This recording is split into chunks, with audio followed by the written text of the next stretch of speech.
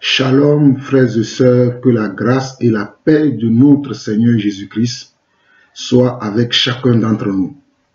Je suis de nouveau avec vous aujourd'hui. Nous sommes le dimanche 15 mars 2020 et je rends grâce à Dieu pour cette opportunité, ce privilège que Dieu me donne encore aujourd'hui afin de pouvoir partager quelques sentiments, quelques états d'esprit avec l'Église universelle dont je parle. Je ne parle pas de l'Église locale, je parle de l'Église universelle, afin que nous puissions combattre le bon combat de la foi. Le temps est arrivé maintenant pour que nous combattons le bon combat de la foi. Le temps n'est pas à la paresse, le temps n'est pas à la rigolade.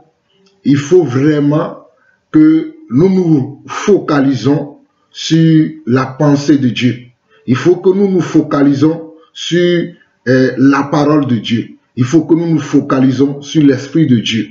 Aujourd'hui, il y a beaucoup de distractions.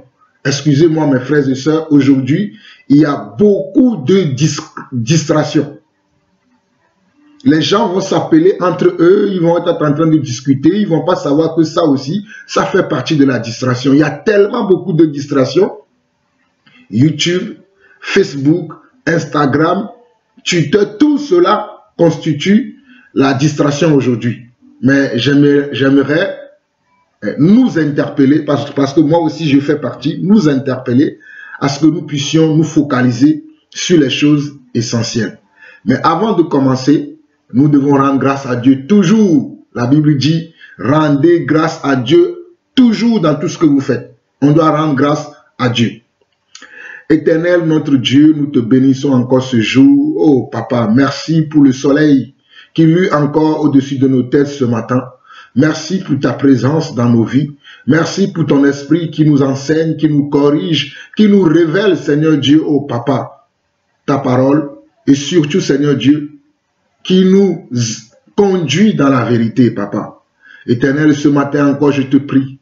Viens utiliser mes lèvres, viens utiliser ma tête, viens utiliser tout mon corps pour servir, Seigneur Dieu, au Papa, ton royaume, Papa. Éternel, je bénis mes frères et sœurs qui vont suivre ce partage, qui vont suivre cet enseignement, afin qu'ils puissent en tirer le bon profit, Papa.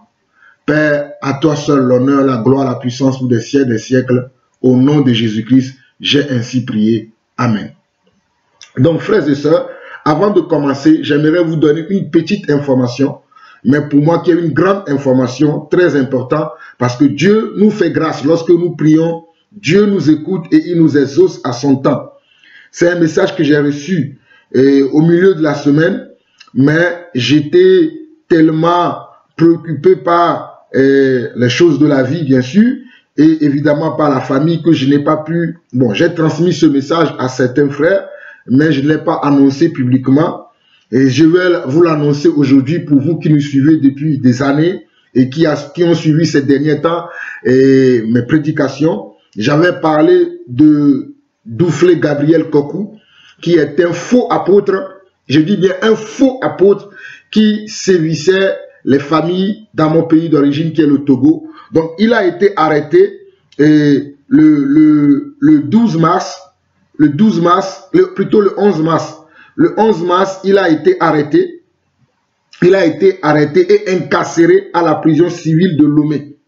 C'était plutôt le mercredi. Le mercredi, il a été arrêté. Il a été arrêté le mercredi dernier. Je crois le mercredi, ça doit être le 11 ou le 12 mars. Il a été arrêté ce jour-là. Et il est actuellement à la prison civile de Lomé.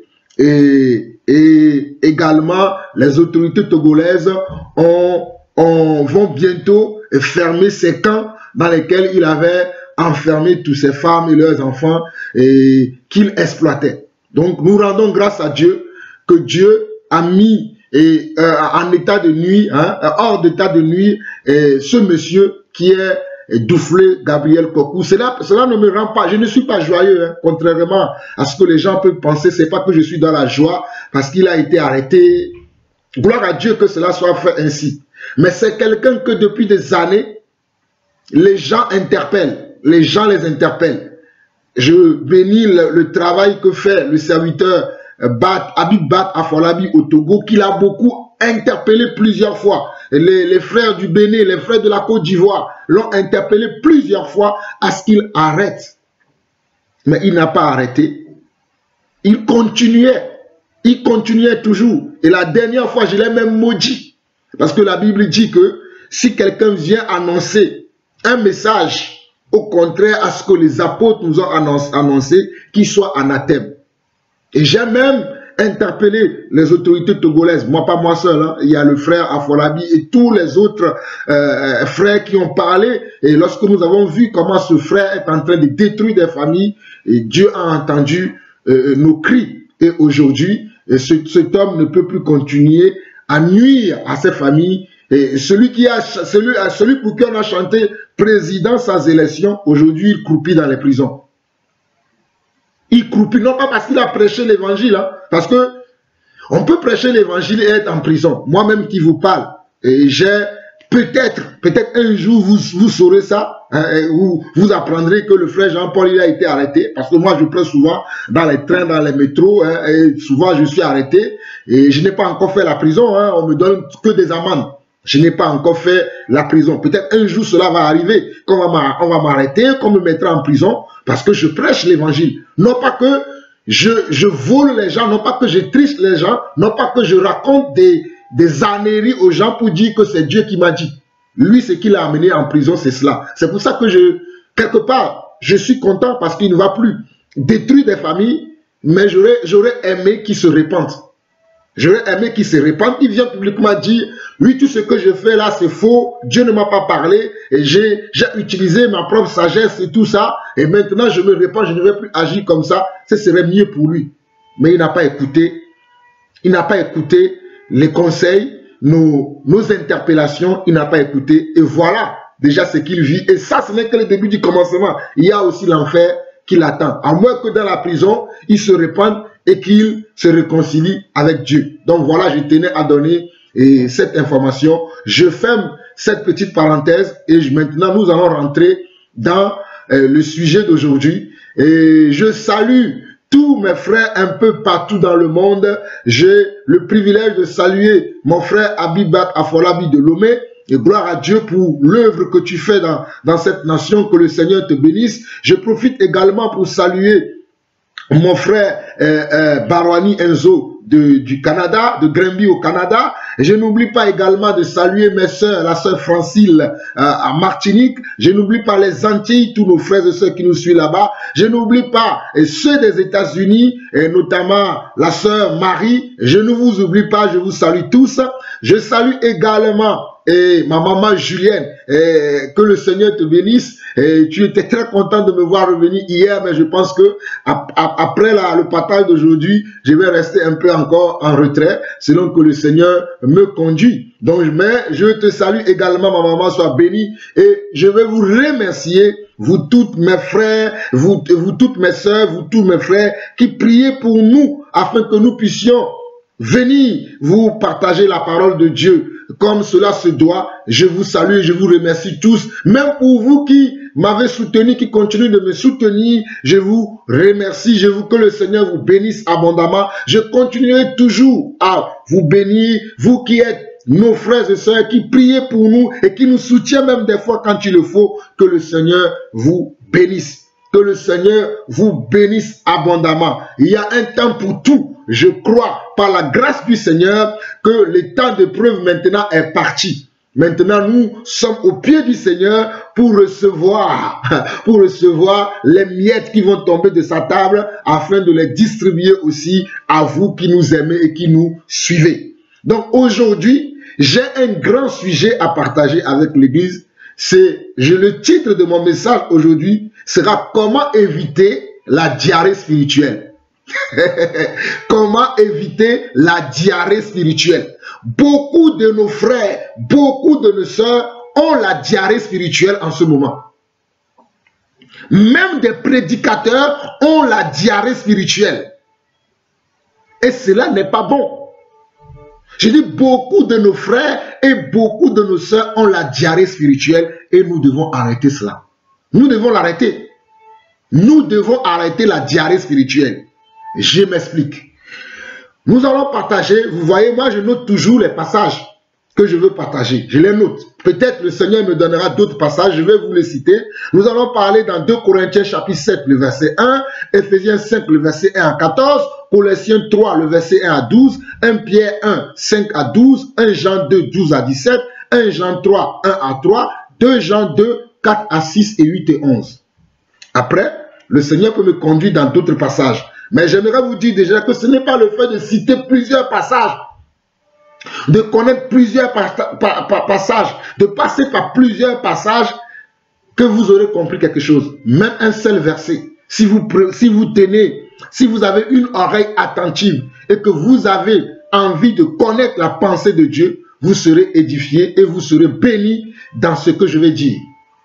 Donc prêtez beaucoup attention au message que j'ai aujourd'hui, parce que je ne pense pas que dans les prochains jours, vous me verrez assez souvent. Même les vidéos vont être rares, parce que le ciel en ce moment est fermé. Je l'ai dit hier, le ciel est fermé. Le ciel est fermé parce que nous ne faisons pas notre travail. Et une des choses aussi que j'ai remarqué aussi dans l'église, il y a beaucoup de manque de soumission dans l'église. Il y a beaucoup de manque de soumission. Les gens ne sont pas soumis aux dons et aux appels qui sont dans l'église. Les gens ne sont pas soumis aux aînés dans l'église. Les gens ne sont pas soumis aux prédicateurs dans l'église. Ils vont écouter, c'est un exemple, hein, ils vont écouter le frère Barwani. Ils finissent d'écouter le frère Barwani. Ils vont aller écouter le frère, et ce n'est pas un frère pour moi, ils vont aller écouter Joël Francis Tatou. Ils quittent là-bas, ils vont écouter Marcelo Tunassi. Ils quittent là-bas, ils vont aller sur Être en Jésus. Ils quittent là-bas, ils vont aller écouter Gédéon de la Tétouva. Ils quittent là-bas, ils vont aller sur Jésus-Christ TV. Voilà pourquoi vous avez une diarrhée spirituelle. Voilà le pourquoi vous avez une diarrhée spirituelle, parce que vous n'avez pas un seul homme de Dieu dans votre vie. Moi, j'ai un seul homme de Dieu dans ma vie. J'ai un seul homme de Dieu dans ma vie. Je n'ai pas plusieurs hommes de Dieu dans ma vie. Je suis un seul conducteur. Le Seigneur a dit, Paul a dit quoi? Paul a dit, imitez-moi, car moi aussi, j'imite Christ. C'est ce que Paul a dit, non? Paul a dit, imitez-moi, car moi aussi, j'imite Christ. Aujourd'hui, je m'étonne que les gens, ils vont écouter Mohamed Sanogo, Raf Lukao, je ne sais pas, Tibi Yoshua, peu importe. Après, ils vont t'appeler, mon frère, explique-moi, comment toi tu vois ça? Parce que cette personne-là, quand tu enseignes, il t'écoute, hein, mais il va écouter encore Tibi Yoshua. Et maintenant, il est dans un flou total dans sa tête. Et ils vont te fatiguer. Alors que tu as déjà parlé de ces choses, tu les as bien expliquées, mais les gens n'écoutent pas. Ces derniers temps, lorsqu'on a commencé cette année, je me suis dit, je vais enseigner les paroles pour que les gens puissent comprendre la vérité. On n'a même pas fait 3 mois de l'année. Dieu m'a dit, mon frère, la vitesse que tu veux aller là, les gens ne suivent pas, arrête-toi. Je ne vous mens pas. Dieu m'a dit, arrête-toi, les gens ne te suivent pas. La preuve, je reçois souvent certaines questions. Je reçois souvent, je parle souvent avec certaines personnes, même que ce soit au téléphone, même que ce soit par écrit. Je me donne que les gens, malgré tout ce qu'on fait, les gens sont livrés encore au penchant de leur cœur. Les gens sont livrés encore à leurs sentiments. Les gens sont livrés encore à leur raisonnement. Mais la parole de Dieu que nous enseignons, la saine doctrine, comme le dit souvent mon frère Barwani, la saine doctrine que nous enseignons là, les gens ne le suivent pas. Ils préfèrent leurs sentiments, ils préfèrent appeler une soeur, qu'est-ce que toi tu penses de ça? Et ils vont suivre la soeur. La soumission n'est pas là aujourd'hui. Moi, ce que j'aimerais vous dire, là, c'est que si vous voulez suivre Joël Francis Tatou, allez-y. Restez avec Joël Francis Tatou. Suivez à la lettre tout ce qu'il vous dit. Vous prospérerez selon lui. Amen. Si vous voulez suivre Jésus-Christ TV, allez suivre Jésus-Christ TV. Suivez tout ce que M. Nama vous dit. Vous prospérerez. Si vous voulez suivre mon frère Barwani Enzo, suivez Barwani Enzo. Vous serez bénis. Mais ce que je ne comprends pas, c'est que vous voulez suivre tout le monde. Non, non, non, non, non. Dans une famille, il y a toujours un chef. Dans une maison, il y a toujours un responsable. Dans une entreprise, il y a toujours comment? Un DG. Il y a toujours un DG. Maintenant, le DG peut te dire, le DG dans une entreprise peut dire, vu comment je vois que tu arrives là, tu as besoin d'aller faire un stage dans une telle autre entreprise là-bas. Ça, je peux le comprendre. Tu as besoin d'aller en formation chez telle personne. Ça, c'est le DG lui-même qui t'envoie. You hear me? Vous comprenez ce que je suis en train de dire? C'est-à-dire, dans une société, je prends les choses du monde pour expliquer les choses spirituelles. Le DG va dire, bon, toi, tel que je te vois là, tu as besoin d'aller à une formation là-bas. Toi, tel que je te vois là, tu as besoin d'aller apprendre quelque chose là-bas. Mais toi-même là, tu ne peux pas te lever et dire à ton chef, bon, moi, dans 2 semaines, je ne serai pas là, je vais aller faire telle chose ici, je vais aller faire telle chose là-bas. Tu vas perdre ton emploi.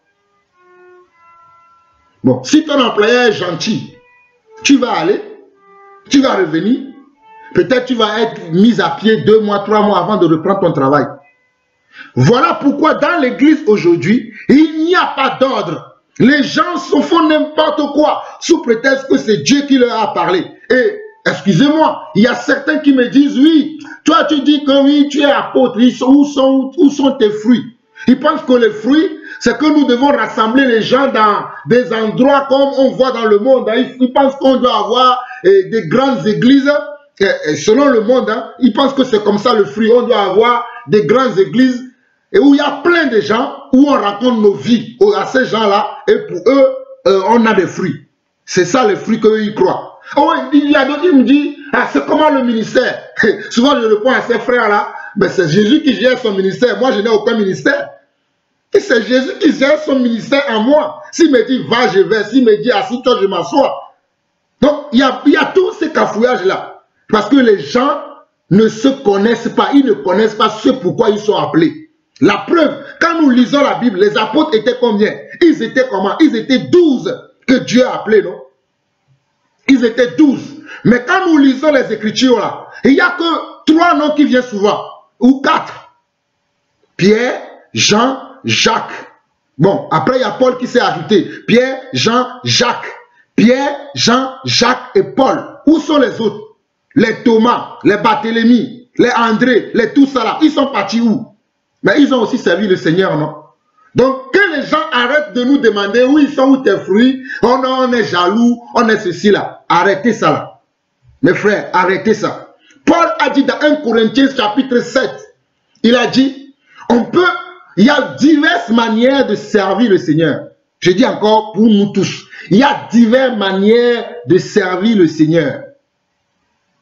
Et même quand Dieu avait appelé Moïse, pour vous qui aimez beaucoup parler là, quand Dieu avait appelé Moïse, quand Dieu commençait à l'appeler, Moïse a voulu faire les choses précipitamment.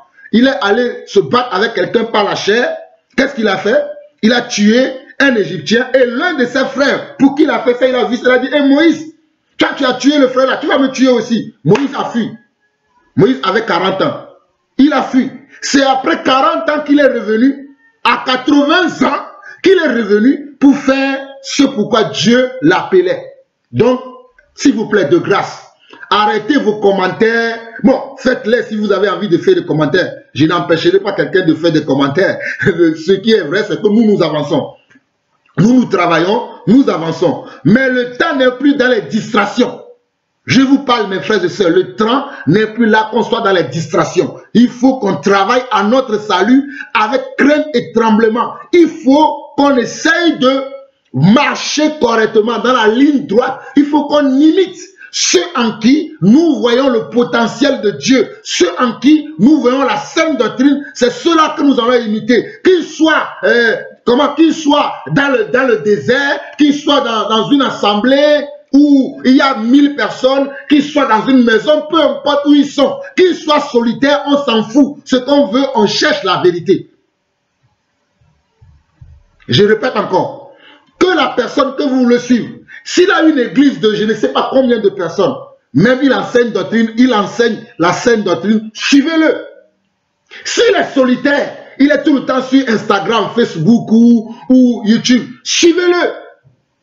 S'il est dans une maison, vous voulez aller prier à la maison, suivez qui vous voulez, mais arrêtez de suivre plusieurs personnes à la fois. Que celui qui a des oreilles pour entendre, entend ce que l'Esprit dit à l'église. Maintenant, je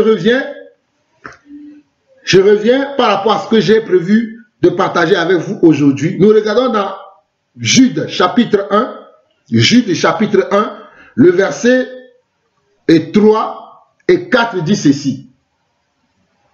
Jude était le petit frère de Jésus selon la chair. Je dis bien, Jude était le petit frère de Jésus selon la chair. Et ce Jude-là, il a cru en Jésus-Christ après la mort de Jésus. Ceux qui pensent que lorsque nous prêchons, les gens doivent croire tout de suite là. Moi, Jean-Paul Lawson, quand je parle là, je n'attends pas que les gens croient tout de suite. C'est la parole qui touche les gens. Si vous croyez tout de suite, je vais dire gloire à Dieu. Si vous ne croyez pas aussi, je vais dire gloire à Dieu. Je le dis souvent, c'est que les gens ne me connaissent pas. Moi, je ne cherche pas à avoir un groupe de frères qui me suivent. Ce n'est pas ça ce que nous cherchons. Je ne vais pas vous mentir. Si les gens m'écoutent, gloire à Dieu. Mais si les gens ne m'écoutent pas non plus aussi, gloire à Dieu. Quand Jean-Baptiste était là dans le désert, qu'est-ce qu'il disait? Il disait que je suis la voix qui crie dans le désert. Moi également aujourd'hui, je suis la voix qui crie dans le désert pour aplanir le sentier de Dieu. Les gens sont là, ils font leurs affaires. Moi, je ne suis pas là parce que je veux qu'une soeur ou un frère soit proche de moi. Qui disent que, ah, moi là, c'est le frère Jean-Paul que j'aime. Ce n'est pas ça que nous voulons. En tout cas, moi, ce n'est pas ce que je veux. Ce que je veux, c'est que nous allions tous au ciel. Voilà pourquoi je parle. Ce que je veux que nous ayons tous la connaissance. Comme ça, lorsque nous allons voir le danger venir là, nous pouvons le savoir. Voilà ce que moi je veux. Donc, Jude chapitre 1, le verset 3 à 4. On nous dit, bien aimé, alors que j'ai désiré vivement vous écrire au sujet de notre salut commun, je me suis senti obligé de vous envoyer cette lettre pour vous exhorter à combattre pour la foi qui a été transmise au sein une fois pour toutes. Alléluia. J'ai dit Amen à cette parole de mon frère Jude, qui m'a précédé dans le service du Seigneur. Jude dit, bien-aimé, alors que j'ai désiré vous écrire au sujet de notre salut commun, comme moi au début de l'année, j'ai désiré communiquer les talents que Dieu m'a donnés, les dons que Dieu m'a donnés, les enseignements que j'ai reçus, les enseignements, les expériences que j'ai eues. J'ai désiré vivement partager ça avec l'Église. Je me sens obligé aujourd'hui de vous parler autrement parce qu'il y a beaucoup de choses qui se passent actuellement. Il dit, je me suis senti obligé de vous envoyer cette lettre pour vous exhorter à combattre pour la foi. Nous devons combattre pour la foi. Quand nous combattons, il y a des gens qui nous critiquent. Oh non, vous êtes jaloux. Oh non, pourquoi vous parlez de ceci? Oh non, pourquoi vous parlez de cela? Oh non, ça, c'est pas comme ça. Alors que pendant qu'ils sont là, ils ne font rien. Ils laissent, quand les autres font, ils vont dire qu'ils font mal. Mais là, qu'est-ce que je dis ici? Il dit, je me suis senti obligé de vous envoyer cette lettre pour vous exhorter à combattre pour la foi qui a été transmise au sein une fois pour toutes. Pourquoi? Pour une foi qui a été transmise au sein une fois pour toutes. La foi nous a été transmise une fois pour toutes. La foi dont toi et moi, nous parlons, nous disons que nous avons la foi, nous disons que nous sommes chrétiens, nous disons que nous sommes croyants, cette foi-là nous a été transmise une fois pour toutes. Une fois seulement nous avons reçu cela. Mais pourquoi le frère Jude dit ça? Il dit car, verset 4, c'est là où je vais m'arrêter et je vais continuer avec les versets que j'ai notés. Il dit 4, car il s'est glissé parmi vous certains hommes dont la condamnation est écrite depuis longtemps, des impies qui changent la grâce de notre Dieu en dérèglement et qui renient notre seul Maître et Seigneur Jésus-Christ. Voilà l'état de l'Église encore aujourd'hui. Car il s'est glissé parmi vous certains hommes dont la condamnation est écrite depuis longtemps. Voilà, un comme Dufle Gabriel Kokou. Ce sont les gens dont la condamnation est écrite depuis longtemps. Alléluia. Ce sont des gens dont leur condamnation est écrite depuis longtemps. Des impies, c'est-à-dire des irrespectueux, des irréligieux, des insoumises, qui changent la grâce de notre Dieu en dérèglement et qui renient notre seul Maître et Seigneur Jésus-Christ. Ce sont des gens qui changent la grâce de Dieu en dérèglement. Ils changent la grâce de Dieu en dérèglement et qui renient notre seul Maître et Seigneur Jésus-Christ. Ces personnes que nous voyons aujourd'hui, ce sont les gens comme ce Ivoirien-là, qui est en train de rassembler des foules. Alléluia. Il rassemble des foules. Ce Gédéon de la Tétouva, qui vous dit qu'on est sauvé une fois pour toutes.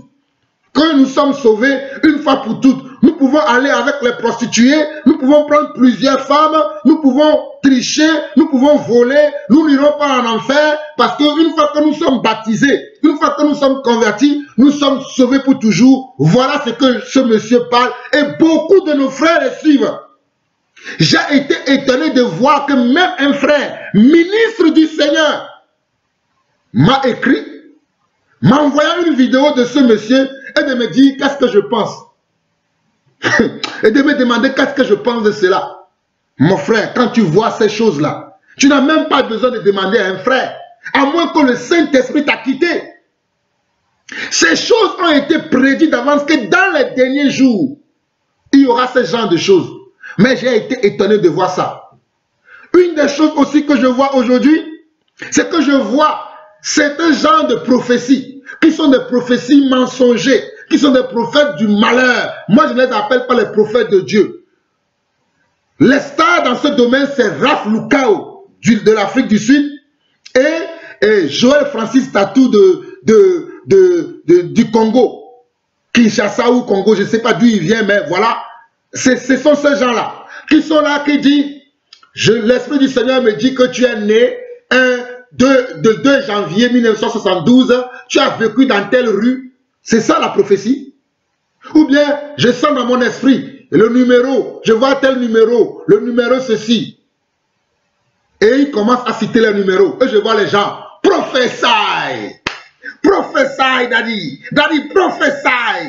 Vous ne comprenez rien. Vous êtes des malades. Je dis bien, vous êtes des malades. La Bible dit que la foi nous a été transmise une fois pour toutes. Bien sûr que Dieu est souverain. Bien sûr que Dieu peut faire comme il veut. Mais comment vous pouvez être naïf ou naïve pour suivre de telles aberrations? Comment vous pouvez être naïf? Et surtout ce qui me fait encore plus mal, c'est qu'au lieu de vivre selon l'esprit, on vous enseigne maintenant de vivre selon la chair. Au lieu qu'on vous enseigne de vivre selon l'esprit, on nous enseigne à quitter le monde spirituel et à descendre dans le monde charnel. Dans la bouche de ces prédicateurs, dans la bouche de ces maudits de Dieu, il n'y a que quoi? Il n'y a que des messages charnels. Galates, très rapidement. Galates. Je m'étonne de voir des chrétiens gober ce genre de messages et m'écrire pour me dire ce que tu en penses. Voilà ce que j'en pense. Je vais vous dire à tout le monde, voilà ce que Jean-Paul Lawson en pense. Galates chapitre 5, l'apôtre Paul, l'un de mes modèles, dit ceci. C'est pour la liberté que Christ vous a affranchi. Demeurez donc ferme. On nous dit quoi? Demeurez donc ferme et ne vous laissez pas mettre de nouveau sous le joug de la servitude. De quelle servitude on nous parle ici? Sous le joug de la servitude de la philosophie. Les hommes sont là dans l'église aujourd'hui. Ce sont des philosophes comme les stoïciens et les épicuriens que l'apôtre Paul a confrontés dans le livre de Actes. Chapitre 14 ou chapitre 17. Allez lire ces passages-là. Vous allez voir que l'apôtre Paul a confronté quoi? A confronté les stoïciens, les épicuriens, qui étaient là, qui étaient des philosophes. Ils aiment discourir sur les choses de la vie, sur les choses de la parole. Mais nous, la Bible nous demande d'être fermes et qu'on ne doit pas se mettre de nouveau sous le joug de la servitude. Ok. Je laisse encore ce passage si vous avez le temps de méditer parce que je ne vais pas beaucoup trop parler. Parce que moi, trop parler là, le temps est là pour que nous nous soumettons à Dieu et que nous nous repentons de nos péchés et que nous nous consacrons à Dieu comme cela se doit. Le temps n'est pas là à la discussion.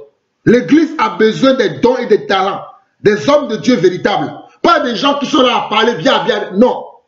Donc, vers le verset 17 de Actes chapitre 5, regardez bien ce que l'apôtre dit. Il dit, car la chair a des désirs contraires à ceux de l'esprit. Et l'esprit en a de contraires à ceux de la chair. Ils sont opposés entre eux afin que vous ne fassiez point ce que vous voudriez. Je ne sais pas si vous avez la sagesse de Dieu pour comprendre ce passage. L'apôtre est en train de nous révéler que la chair a des désirs contraires à ceux de l'esprit. Ils sont opposés. C'est-à-dire, ils se battent les deux. L'esprit veut faire ça, la chair veut faire ça. L'esprit veut faire ça, la chair veut faire ça. Ils sont tout le temps dans un combat. Donc, la vie d'un enfant de Dieu, c'est un combat contre la chair. En d'autres mots, c'est ce que l'apôtre nous annonce. La vie véritable d'un enfant de Dieu, c'est un combat contre la chair. Nous devons combattre la chair. Nous devons refuser les désirs de la chair. Nous devons refuser les désirs de ce monde et vivre avec la pensée de Dieu et la parole de Dieu. Mais ces soi-disant hommes de Dieu d'aujourd'hui, de nos jours, qui sont populaires, ils sont tellement populaires, ils sont tellement connus que même nous là, nous sommes les misérables. Donnez-nous le nom que vous voulez. Traitez-nous de tous les noms que vous voulez. Mais, je sais une chose. Il y a toujours 99 jours pour le voleur et un jour qui est le 100e qui est pour le propriétaire. Ça, je sais ça. Faites ce que vous voulez. Faites tout ce que vous voulez. Il y a 99 jours pour le voleur, mais le 100e là, Dieu l'a réservé pour lui. Où il va mettre maintenant de la différence entre ceux qui le servent et ceux qui ne le servent pas. Les gens sont là, ils vont écouter des messages qui sont nauséabonds, même de loin là, tu dis ça là, lui là. Non, lui là, je ne sens pas que ce qu'il dit là, ça vient de Dieu. Où est-ce que vous avez mis votre discernement des esprits?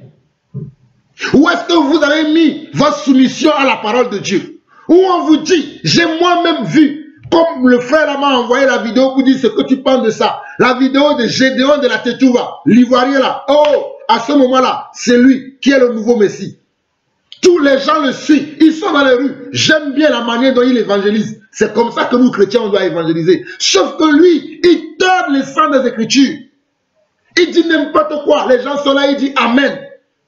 Il dit que non, un chrétien peut aller avec une prostituée, même s'il meurt dans la chambre du prostitué, il ira au ciel. Dans quelle Bible il a lu ça? Dans quelle Bible? Mes frères et sœurs, dans quelle Bible ce monsieur Gédéon de la Tétouva, il a lu ça et vous, vous gobez ça, vous le suivez? Dans quelle Bible il a lu ça? Paul n'a-t-il pas dit que celui qui se lie à la prostituée fait une seule chair avec lui? Lui, il vous dit ça. Vous allez faire ça et maintenant les chrétiens charnels, ils ont trouvé maintenant leur Messie. Les chrétiens charnels, ils ont trouvé maintenant leur Messie. Ils passent leur journée avec Gédéon de la Tétouva. Ils le suivent partout. Ceux qui ne peuvent pas le suivre, ils le suivent par YouTube, par ses vidéos. Ils le suivent partout. Parce que c'est ça, le nouveau message. Vous êtes malade. Vous là, vous avez une diarrhée spirituelle. On a besoin de vous délivrer. Regardez. Verset 18 de Galates 5. Si vous êtes conduit par l'esprit, vous n'êtes pas sous la loi. Or, les œuvres de la chair sont évidentes. Regardez bien, les œuvres de la chair sont évidentes. Ce sont la débauche. La débauche est une œuvre de la chair. Ce n'est pas une œuvre spirituelle. Alors que nous sommes censés être spirituels. L'impureté, c'est une œuvre de la chair. Le dérèglement, c'est une œuvre de la chair. L'idolâtrie, la magie, c'est une œuvre charnelle. Les rivalités, les querelles, les jalousies, les animosités, les disputes, les divisions, les sectes. Ce sont des œuvres de la chair. Il continue. L'envie, l'ivrognerie, les essais de table et les choses semblables, parce que la liste n'est pas finie. La liste est exhaustive. Je dis bien, la liste des œuvres de la chair, ici l'apôtre Paul en a remarqué, en a identifié quelques-uns, mais la liste est tellement longue que si je veux vous parler des œuvres de la chair, ma vidéo va faire même 5 heures de temps. Les œuvres de la chair sont tellement nombreuses. Mais je vais m'adapter aussi à ce que Paul a déjà dit, c'est ça, pour vous interpeller, parce que c'est tellement bénissant ce que Paul a déjà écrit. Paul dit, l'idolâtrie, il commence déjà, il dit la débauche, l'impureté, les dérèglements, l'idolâtrie, la magie, les rivalités, les querelles, les jalousies, toutes ces choses sont des œuvres de la chair. Mais quand j'entends Gédéon de la Tutouva qui dit, oui, tu peux aller avec une prostituée, tu iras au ciel. Mais qu'est-ce qui est ça? D'abord, il y a deux péchés là. Il y a la débauche, il y a l'impureté. Il y a même le dérèglement. Parce qu'un enfant de Dieu véritable ne peut pas aller avec une prostituée. Et il va prendre des cas dans la Bible. Ce sont des gens qui aiment toujours aller prendre des cas dans l'Ancien Testament. Ils vont aller prendre des cas de l'Ancien Testament. Oui, un tel a fait ça. Oui, tu ne te souviens pas? Et oui, mes frères, sommes-nous aujourd'hui dans le temps de l'Ancien Testament ou sommes-nous dans le temps de la grâce? Sommes-nous dans le temps de l'ancienne alliance ou sommes-nous dans le temps de la grâce? Voilà la bonne question. Quand je vois les gens qui vont à ces réunions, qui ne lui posent pas la bonne question, là, je me dis, si un jour Dieu peut me faire grâce, je vais rencontrer ce monsieur, ça sera trop bien. Posez-lui la bonne question. Sommes-nous dans le temps de l'ancienne alliance ou sommes-nous dans le temps de la grâce? Le temps de la grâce, la Bible nous dit dans Tite chapitre 2 que la grâce nous enseigne à renoncer aux œuvres mortes de la chair. Mes frères, allons-y rapidement. Tite chapitre 2. Tite chapitre 2. Non, mais ce n'est pas possible. Qu'est-ce qui vous arrive, chrétien? Regardez bien. Tite chapitre 2, le verset 11 dit ceci. Verset 11 au verset... bon, je vais lire. Il dit, car la grâce de Dieu, source de salut pour tous les hommes, a été manifestée. Elle nous enseigne à renoncer à l'impiété et au convoitisme mondain et à vivre dans le siècle présent selon la sagesse, la justice et la piété, en entendant la bienheureuse espérance et la manifestation de la gloire de notre grand Dieu et Sauveur Jésus-Christ. Donc, pendant que nous attendons le Sauveur Jésus-Christ, dans la patience, nous devons nous soumettre comment? À sa parole. Nous devons nous soumettre comment? À sa volonté. Nous devons nous soumettre comment? À son esprit. Si ma chair veut m'amener pécher, je dois refuser. Mais ces hommes-là vous encouragent à pécher. Je me dis que ces hommes-là sont maudits. Voilà un homme de Dieu qui dit que aller coucher avec les prostituées, que vont faire les faibles dans l'église? Alors que Hébreu nous enseigne que ce qui est boiteux se raffermisse. Voilà ce que la Bible, Hébreu nous dit, Hébreu chapitre 12. Allez lire ça. Hébreu chapitre 12 dit que ce qui est boiteux se raffermisse. Lui vous envoie dans la gueule du péché. Allez, tu fais ça. Et les gens les applaudissent. Les gens aiment ça. Parce que la chair aime écouter ce genre de messages. Les gens comme Joël Francis Tatou, qui donnent des messages charnels. Les gens aiment ça. Les gens comme Raph Lukao de l'Afrique du Sud, qui racontent n'importe quoi. Vous aimez ça. Oui, toi tu as voulu prendre son mari. Lui il a voulu prendre des choses qui n'ont... Quand j'écoute leurs trucs là, je me dis, mais qu'est-ce que font les chrétiens de nos jours? Qu'est-ce qui vous arrive, chrétiens? Mais réveillez-vous. Des spectacles en longueur de journée. Qui vous a dit, moi si un Dieu me donne une prophétie concernant une sœur, vous pensez que je vais avoir le micro dans l'église, me lever dans tous les sens? Hé, attendez, oh, hé, vous pensez ça? Du spectacle. Quand Agabus a prophétisé dans le Nouveau Testament, c'est comme ça qu'il a fait? Je vous pose une question. Quand Agabus, le prophète Agabus, un prophète authentique, a prophétisé dans le Nouveau Testament, c'est comme ça qu'il a fait?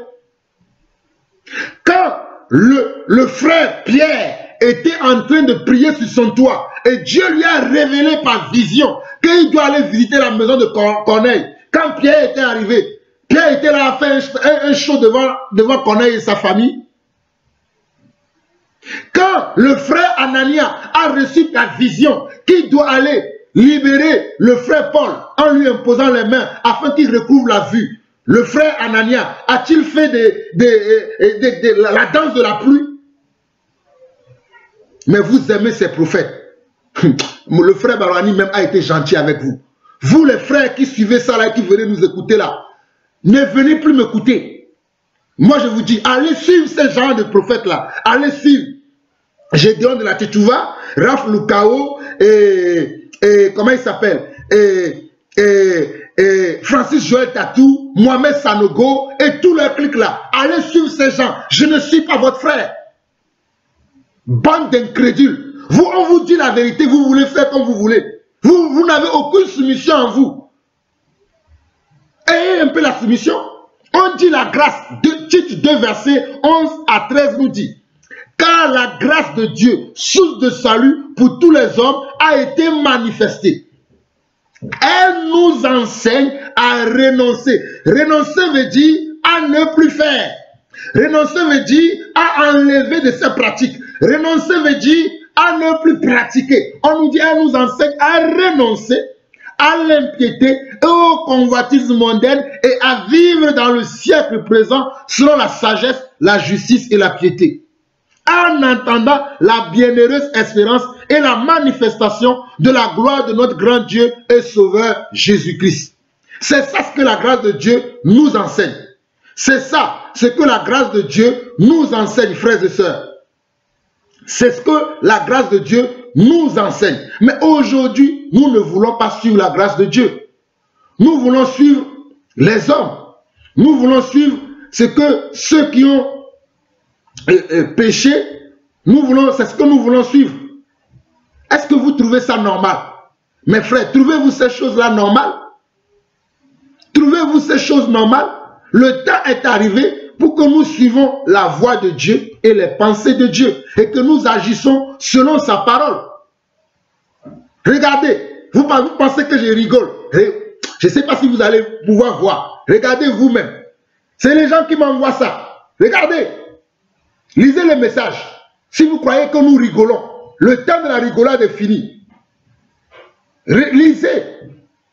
Je ne sais pas si vous avez le temps de lire. Je vais vous lire. On m'envoie une vidéo. Bonjour frère Jean-Paul. Je t'ai envoyé cette vidéo. Je voulais savoir qu'est-ce que tu penses de ce monsieur. Regarde la vidéo entièrement et dis-moi ton avis. Voilà mon avis aujourd'hui. Et ce n'est pas que ça. J'ai encore d'autres messages. Mais moi, je n'ai pas le temps. J'ai tellement de... Je reçois souvent certaines choses. Je me dis, mais comment se fait-il que les enfants de Dieu aujourd'hui manquent de discernement? Quelle Bible lisez-vous? On va continuer maintenant avec le passage que je vous ai donné. Et je vais m'arrêter là. Franchement, c'est pas possible, quoi. C'est pas possible. 2 Corinthiens, chapitre 7, dit ceci. 2 Corinthiens, chapitre 7, verset 1. Ayant donc de telles promesses. Quelle promesse? La promesse que nous venons de lire aujourd'hui maintenant dans Tite 2, le verset 13. Je vais relire la promesse encore pour vous. Je vais relire la promesse pour vous. Parce que beaucoup d'entre vous là, même la lecture, lire là, c'est devenu un problème pour vous. Je vais relire ce que j'ai lu tout à l'heure dans Tite pour vous très rapidement, pour que vous puissiez comprendre quelle promesse nous avons. La promesse, c'est ceci en verset 13. En entendant la bienheureuse espérance et la manifestation de la gloire de notre grand Dieu et Sauveur Jésus-Christ. Nous attendons la manifestation de Jésus-Christ qui est le Dieu tout-puissant et la vie éternelle. Nous l'attendons. C'est ça l'espérance que nous avons. Nous attendons Jésus-Christ de Nazareth. C'est lui le Dieu véritable et la vie éternelle. Nous l'attendons en espérant. Mais dans cette espérance-là, ce que Paul dit, lisez bien. Parce que Gédéon de la Tchétchouva va vous dire que non, c'est Paul aussi qui a dit. C'est même Paul qui a dit. Il va prendre 1 Corinthiens chapitre 5. Que celui qui a commis de tels actes, que sa chair soit détruite et qu'il soit sauvé le jour du salut. Gloire à Dieu pour lui. Gloire à Dieu. Mais regardez ici, dans 2 Corinthiens chapitre 7, verset 1, il dit quoi? Ayons donc de telles promesses, bien-aimés, purifions-nous de tout souillure de la chair et de l'esprit. Nous devons nous purifier de tout souillure de la chair. Se purifier veut dire quoi? Refuser les souillures de la chair. Le mensonge est une souillure de la chair. La jalousie est une souillure de la chair. L'envie est une souillure de la chair. L'ivrognerie est une souillure de la chair. Le dérèglement est une souillure de la chair. La médisance, on médit sur les frères et sœurs, c'est une comment? C'est une souillure de la chair. Le manque de soumission est une souillure de la chair. Les révoltes dans l'église, ce sont des souillures de la chair. Pas les révoltes spirituelles. Je parle des révoltes charnelles, bien sûr. Les révoltes spirituelles viennent de Dieu. Mais les révoltes de la chair viennent de l'ennemi. Et il continue.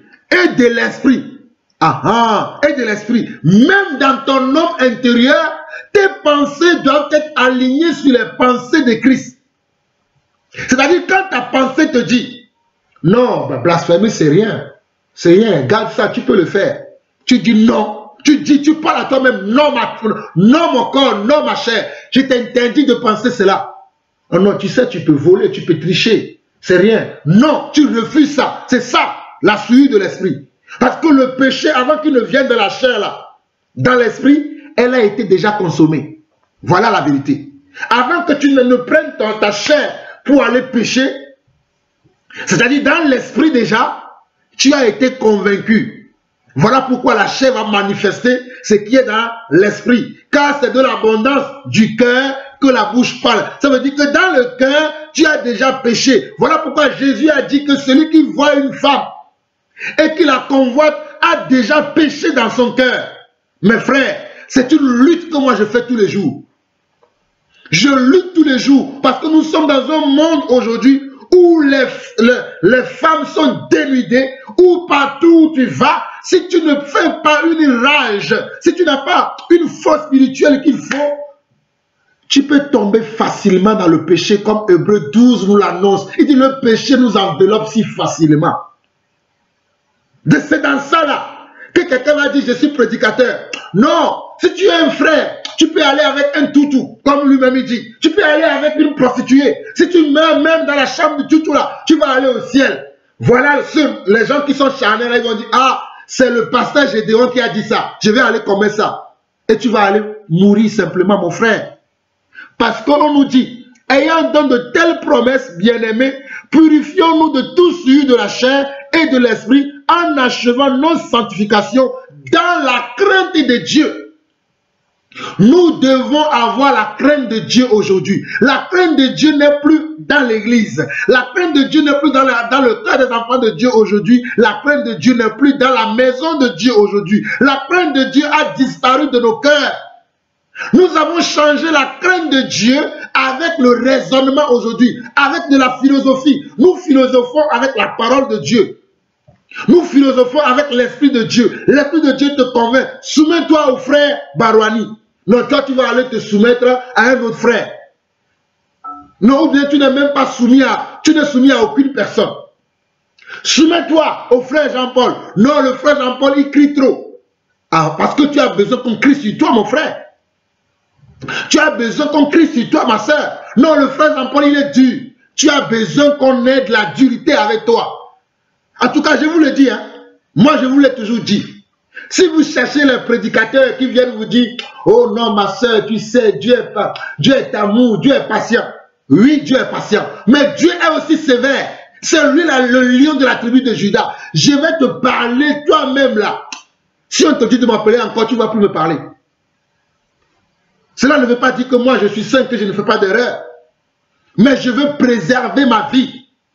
Et pour préserver ma vie, j'ai besoin... Dernièrement, j'ai écouté une histoire. Une histoire qui s'est passée dans une église locale. J'étais effaré d'écouter ça. J'étais outré. On m'a dit que dans une église locale, les gens se réunissent. Toute l'église est réunie. Il y a le pasteur qui parle, le conducteur qui parle. Personne d'autre n'a parlé. Tout le monde se tue. Je me suis dit, mais on vit quelle époque? On m'a dit qu'il y a le conducteur qui a parlé. Mais tous les autres, la Bible dit que 2 ou 3 parlent, que les autres jugent. Même vous-même, là, jugez-moi si ce que j'ai dit, c'est faux ou vrai. On dit que 2 ou 3 parlent, que les autres jugent. Quand nous sommes dans l'église et que nous jugeons, on nous dit, oh non, il veut être le premier, il veut être la tête. On nous donne des titres. Oui, je vous le dis, moi je veux être premier. Oui, oui, c'est ce que vous croyez. Je veux être premier. Vous ne comprenez pas les Écritures. Nous voulons sauver nos vies. Voilà pourquoi nous parlons. Nous voulons non seulement sauver nos vies, mais sauver aussi la vie de ceux qui nous écoutent. Vous pensez que nous sommes là pourquoi? La Bible dit, reprenez les uns, reprenez ceux qui contestent. C'est ce que la Bible dit, non? On ne doit plus reprendre aujourd'hui. Retournons dans Jude. Retournons dans Jude très rapidement. Jude.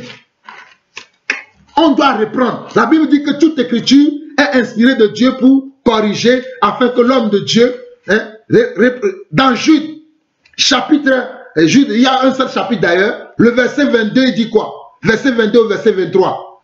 Reprenez les uns, ceux qui contestent, sauvez-en d'autres en les arrachant du feu, et pour d'autres, encore, ayez une pitié mêlée de crainte, haïssant jusqu'à la tunique souillée par la chair.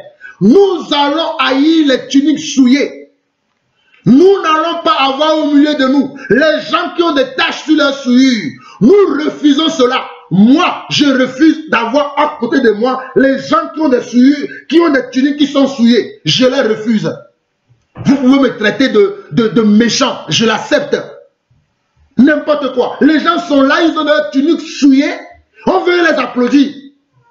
N'importe quoi. Nous refusons les tuniques souillées. On nous dit, sauvez-en d'autres. C'est pour vous sauver que nous parlons. Sauvez-en d'autres en les arrachant du feu. Et pour d'autres, encore, ayez une pitié.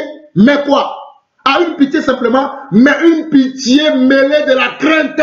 Voilà la vérité. Nous avons pitié des âmes, mais une pitié selon la pitié de Dieu, qui est une pitié qui est accompagnée toujours de la crainte. On ne participe pas aux œuvres infructueuses des ténèbres, mais on les condamne.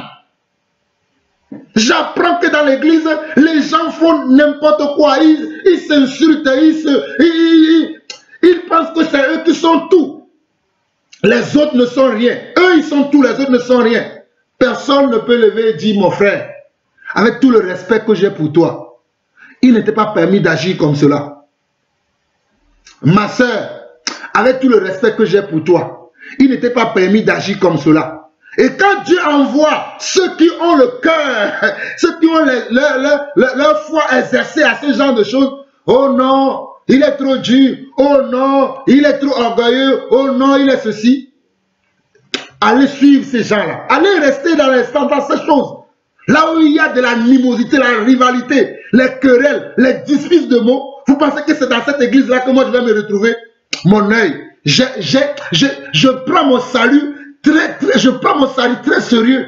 Le salut que Dieu m'a donné là, vous ne savez pas quel prix nous avons payé. Le salut que Dieu nous a donné, ce n'est pas un salut où on prend les choses à la légère. Éphésiens. Revenons dans 2 Corinthiens chapitre 7 avant d'aller dans Éphésiens, puisque les gens veulent des preuves pour croire que ce que nous disons c'est la vérité. On nous dit dans 2 Corinthiens chapitre 7, le verset 1, on nous dit, ayant donc de telles promesses, bien-aimés, purifions-nous de tout souillure de la chair et de l'esprit, en achevant nos sanctifications dans la crainte de Dieu. Mais maintenant, comment achever la sanctification dans la crainte de Dieu? Comment nous purifier maintenant des souillures de la chair? Comment nous purifier de ça? Allons maintenant dans Éphésiens chapitre 5. Très rapidement. Je n'ai pas le temps. Éphésiens chapitre 5. Des chrétiens bavards. Des chrétiens bavards et qui n'ont rien dans la tête. Ils n'ont que la bouche pour parler là. Voyons l'écriture. Éphésiens chapitre 5, verset 1 au verset 14 où je vais m'arrêter, dit ceci. Devenez donc les imitateurs de Dieu comme des enfants bien-aimés. Vous-même, vous allez comparer ce que je vais dire ici avec ce que vous voyez autour de vous, ce que vous voyez dans vos assemblées, dans vos communions fraternelles ou bien dans vos églises locales, ou bien même ce que vous voyez sur les réseaux sociaux, et vous allez en tirer comment? Une conclusion. Il dit, devenez donc les imitateurs de Dieu comme des enfants bien-aimés. Il continue. Donc, on doit devenir. La première des choses que le premier verset nous dit, c'est que nous devenons devenir des imitateurs de Dieu. Ma question pour Gédéon de la Tchétouva, Dieu est-il un fornicateur? Non. Dieu est-il un voleur? Non. Mais lui, il vous dit, allez faire ça et vous irez au ciel. Les gens comme Raph Lukao, là, qui sont là, ils regardent vos dates de naissance. Ils pensent que la prophétie, c'est ça. Vos dates de naissance, et à quelle année vous avez été à l'université, et à qui vous avez fréquenté quand vous avez 21 ans, et qui vous a déviagé même. Ils pensent à tout ça là, ils pensent que c'est ça la prophétie. Allez les suivre. C'est ça ce qu'on nous dit ici. Je continue. Verset 2. Et marcher dans l'amour à les hommes de Christ, qui nous a aimés et qui s'est livré lui-même à Dieu pour nous comme une offrande et un sacrifice de bonne odeur. Il s'est livré pour nous. Donc nous devons nous livrer aussi à l'Esprit de Dieu et non pas nous livrer à la chair. Galates 5, verset 17, je vous l'ai déjà dit. Nous ne devons pas nous livrer à la chair, mais nous nous livrons à l'Esprit de Dieu. Et il continue. Que la débauche, ni aucune impureté, ni la cupidité ne soient pas nommées parmi vous. Ah ah! Gédéon de la Tchétouva, voici un message pour toi. Montrez-lui cette vidéo, vous qui le suivez là. Allez montrer ça à Gédéon de la Tchétouva. Dis-lui que c'est ce que Jean-Paul Laosol lui dit. On nous dit que la débauche, ni aucune impureté, ni la cupidité ne soit pas même nommée parmi vous, ainsi qu'il convient à des saints. Ce message est destiné à qui? À nous qui sommes saints. Voilà. Il dit que non, nous sommes déjà saints. C'est vrai qu'en partie nous sommes saints, parce que quand on lit Éphésiens chapitre 1, Philippiens chapitre 1, 1 Corinthiens chapitre 1, lorsque nous croyons, nous rentrons dans la famille des saints. Mais lorsque nous rentrons dans la famille des saints, nous avons encore des choses en nous que nous devons abandonner pour achever notre sanctification, comme nous l'avons lu dans 2 Corinthiens chapitre 7, le verset 1. Là, c'est une vérité. Quand il y a la vérité, nous acceptons. Nous sommes saints. Par qui? Par Jésus. Il dit oui, c'est lui qui va l'achever. Mais pour l'achever, il nous dit comment on va faire. Il dit que c'est lui-même qui achèvera la sanctification en nous. C'est vrai. Mais il nous donne comment, les méthodes, le moyen par lequel nous allons achever la sanctification que lui nous a donné de faire. Voilà, il dit que la débauche, ni aucune impureté, ni la cupidité ne soit pas nommée parmi vous, ainsi qu'il convient à des saints. Qu'on n'entende ni parole grossière. Quand j'entends cet homme de Dieu, Gédéon de la Tchétouva là, il passe son temps à insulter les gens. Hein? Des mots que je ne peux même pas utiliser. Il dit qu'on n'entend ni parole grossière, ni propos insensés ou équivoques, choses qui sont contraires à la bienséance, qu'on entend plutôt des actions de grâce. Des actions de grâce. Car sachez-le bien, aucun débauché, voilà, lisez-lui Éphésiens 5, verset 5. Vous qui lui posez des questions, il manipule la parole, et il arrive à vous convaincre, et vous partez coucher avec les prostituées là. Lisez-lui Éphésiens 5, verset 5. Car sachez-le bien, aucun débauché, ou impur, ou cupide, c'est-à-dire idolâtre, n'a d'héritage dans le royaume de Dieu et de Christ. Vous idolâtrez votre chair. Idolâtrer une chair, c'est que vous permettez à la chair de faire tout ce qu'il a envie de faire. Non, nous ne pouvons pas faire cela. Il continue. Que personne ne vous séduise pas de vains discours. Que personne ne vous séduise, même si c'est moi, Jean-Paul Laosol. Vous voyez que le frère là, il change la sainte doctrine. Il commence à nous séduire. Prenez vos coups, partez, ne me suivez pas. Prenez vos pieds à vos coups et partez, ne me suivez pas. Le salut là, prenez-le au sérieux. Il dit que personne ne vous séduise pas de vains discours. Car c'est à cause de ces choses que la colère de Dieu vient sur les filles de la rébellion. N'ayez donc aucune part avec eux. Dieu nous encourage-t-il à aller avec tout le monde? Non, on nous dit n'ayez donc aucune part avec eux. N'ayons pas de part avec les gens qui commettent l'iniquité. qui commettent le péché, qui vivent dans la chair. Et la vie dans la chair, là, ce n'est pas simplement aller coucher avec les prostituées. La médisance, c'est la vie charnelle.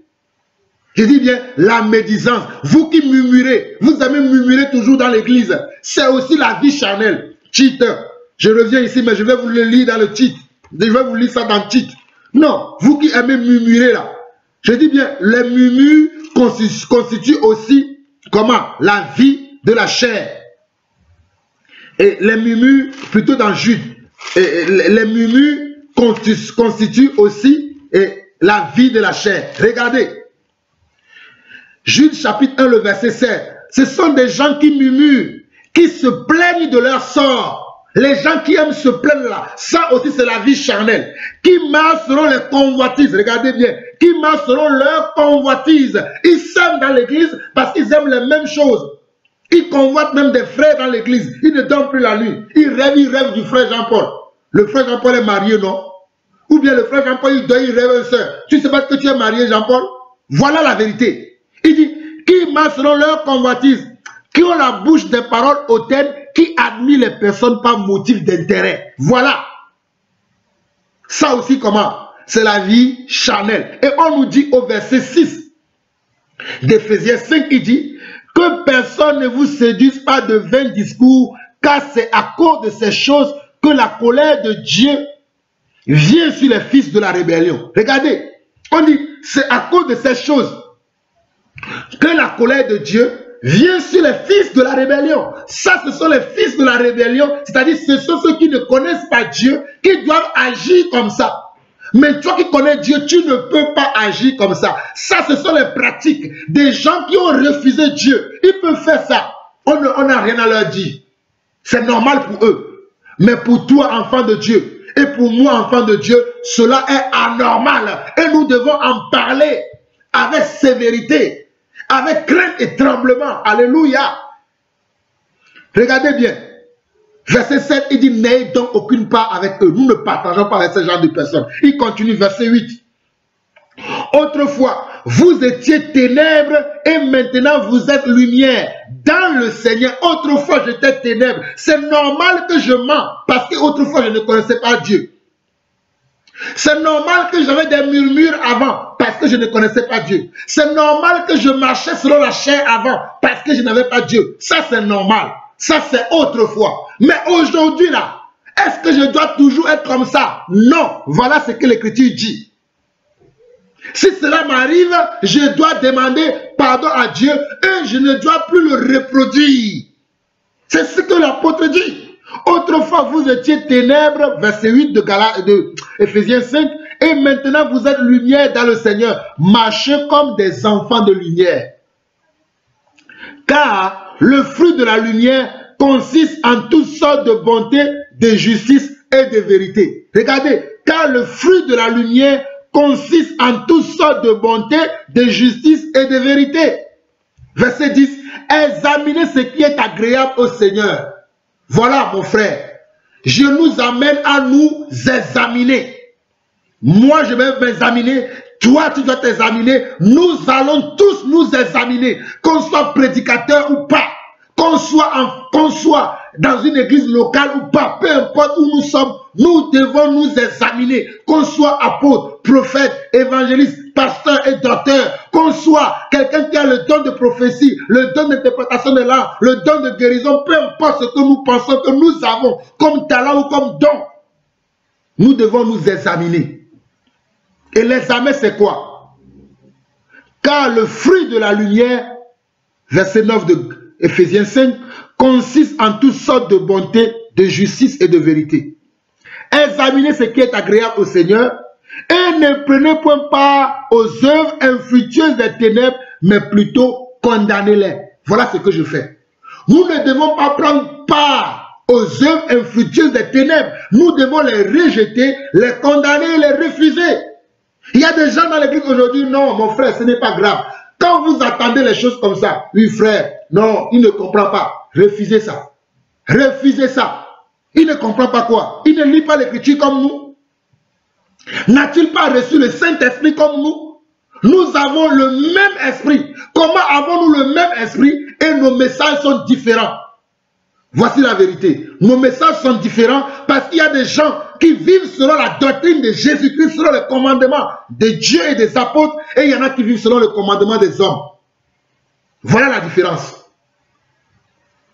Verset 12. Car il est honteux de dire ce qu'ils font en secret, mais tout ce qui est réprouvé apparaît en pleine lumière, car tout ce qui est ainsi manifesté est lumière. C'est pour cela qu'il est dit, réveille-toi, toi qui dors, réveille-toi dans les morts et Christ t'éclairera.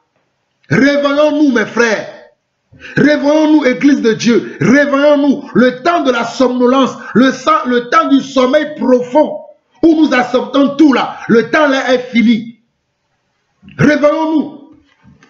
J'avance, je n'avais pas prévu de parler beaucoup comme ça, mais Colossiens chapitre 3, rapidement. Colossiens chapitre 3. Colossiens chapitre 3, rapidement. Colossiens chapitre 3. Très rapidement, nous allons avancer pour bâtir l'œuvre de Dieu dans nos vies. Colossiens chapitre 3. Colossiens chapitre 3 dit ceci. Colossiens chapitre 3 dit ceci. Si vous êtes, nous allons lire du verset 1 au verset 12.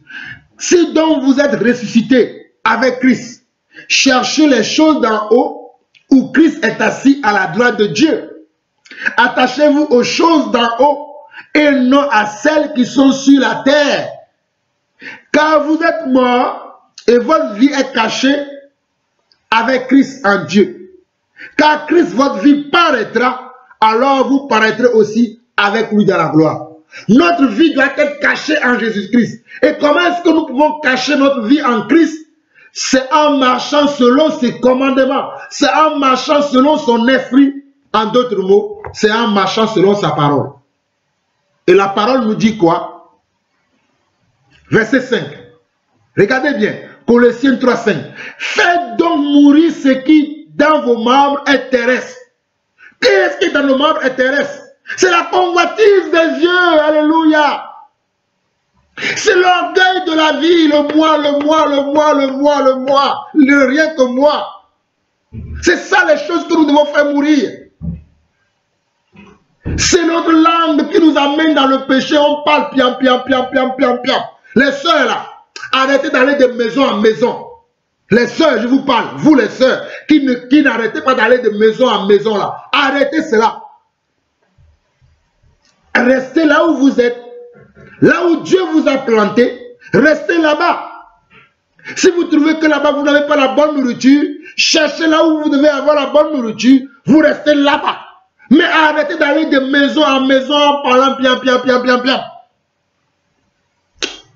Faites donc mourir ce qui est dans vos membres intéresse la débauche, l'impureté, les passions, les mauvais désirs et la cupidité qui sont une idolâtrie. Regardez, les débauches, l'impureté, les passions, les mauvais désirs et la cupidité qui est une comment? Qui est une comment? Une idolâtrie. La même chose que Paul a dit dans Galates 5, il le dit dans Colossiens. Il continue. C'est à cause de ces choses que la colère de Dieu vient sur les fils de la rébellion. Je précise ces choses, mais je vais vous donner la vérité aujourd'hui. Je ne suis pas la vérité, mais j'ai rencontré la vérité. Et la vérité m'a affranchi. Et cette vérité, je vais essayer de vous la communiquer. Regardez ici, la malicité que ce monsieur Gédéon de la Tchétchouva a, il va vous dire que c'est à cause de ces choses que la colère de Dieu vient sur les fils de la rébellion. C'est-à-dire ceux qui n'ont pas accepté le Seigneur. Ce sont eux qui vont mourir, mais même si nous pratiquons ces choses, nous ne mourrons pas. Et les enfants de Dieu croient à ça. Ils vont maintenant retourner dans le monde, dans la jalousie, dans les rivalités, dans les animosités, dans les querelles, dans tout ça là, vous retournez dans ça. Parce que Gédéon vous dit que, regardez bien, il est écrit, c'est à cause de ces choses que la colère de Dieu vient sur les fils de la rébellion. Il dit que nous ne sommes pas fils de la rébellion, non? Suivez-moi très attentivement. Vous aurez la vérité aujourd'hui. Je continue. C'est ainsi que vous marchiez autrefois, lorsque vous viviez dans ces péchés. Mais maintenant, renoncez à toutes ces choses. Regardez ici déjà. Il dit, On nous dit c'est autrefois que nous sommes comme ça. Mais on nous dit maintenant, renoncez à toutes ces choses, à la colère, à l'animosité, à la méchanceté, à la calomnie, aux paroles équivoques qui pourraient sortir de votre bouche. Est-ce que l'apôtre Paul nous encourage à le faire? Non, mais Gédéon de la Tchétchouva et tous les prédicateurs de malheur, moi je les appelle les prédicateurs de malheur, eux ils vous encouragent à faire ces choses, alors que les apôtres authentiques, les serviteurs de Dieu authentiques nous ont appris à renoncer à cela. Moi je lutte tous les jours pour ne pas tomber dans le péché sexuel. Je me vois mal de dire à un frère, non, va coucher avec une soeur, même si tu meurs là, tu vas aller au ciel. Moi, je me vois mal enseigner ça. Comment les gens peuvent vous enseigner ça, vous les écoutez, vous les suivez? Et nous là, vous dites qu'on est jaloux. Vous êtes malades, vous les chrétiens là. Vous avez une diarrhée spirituelle. Je vous le dis, vous avez une diarrhée spirituelle. On doit vous imposer les mains. On nous dit, mais maintenant renoncez à toutes ces choses, à la colère, à l'animosité, à la méchanceté, à la calomnie, aux paroles équivoques qui pourraient sortir de votre bouche. J'avance. Ne mentez pas les uns aux autres. Ils vous mentent, ces personnes-là. Ils ne vous disent pas la vérité. Ils vous mentent. On nous dit, ne mentez pas les uns aux autres. Vous étant dépouillés du vieil homme. On ne vous dit pas de vous revêtir. Gédéon de la Tchétchouva, il vous dit de vous revêtir le vieil homme. C'est ce qu'il vous dit. Vous ne comprenez pas le message du malin de la bouche de ce monsieur. Êtes-vous si malheureux, si inconscient pour écouter ce monsieur? Hein? On nous dit ne mentez pas les uns aux autres, vous étant dépouillés du vieil homme et de ses œuvres. On doit se dépouiller du vieil homme et de ses œuvres. On doit se dépouiller. Et non, les habits. Se dépouiller veut dire, je n'avais pas un sous-vêtement en bas, sinon j'allais enlever ma chemise pour vous montrer. C'est-à-dire, j'enlève cet habit-là, je le jette. Je dis, je n'en veux pas. Mais demain, je repars, je vais prendre le même habit, je le remets. C'est ça ce qu'il vous dit de faire. On nous dit, oh, comment les chrétiens, ne vous mentez pas les uns aux autres, étant dépouillés du vieil homme et de ses œuvres, et ayant revêtu l'homme nouveau qui se renouvelle dans la connaissance selon l'image de celui qui l'a créé. Et selon l'image de celui qui nous a créés, nous ne sommes pas créés pour commettre la fornication, ni l'adultère, ni le vol, ni les animosités, ni les querelles, ni la jalousie, tout ça, nous ne sommes pas créés pour ça.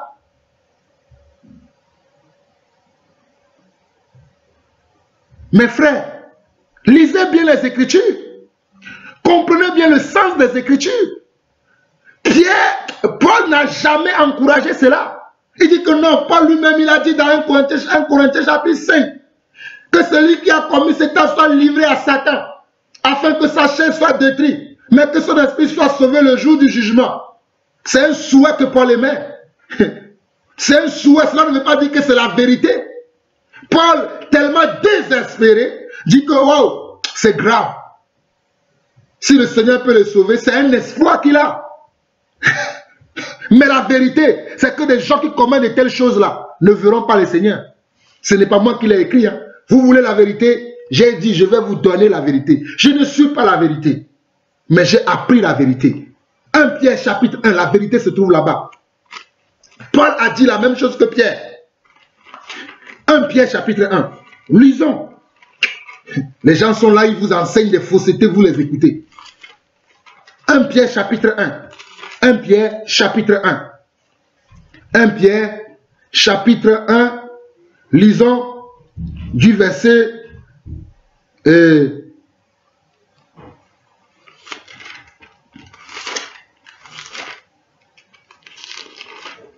c'est plutôt 2 Pierre. C'est plutôt non, c'est pas 2 Pierre. Qu'est-ce que j'ai noté? 1 Pierre, ah oui. 1 Pierre.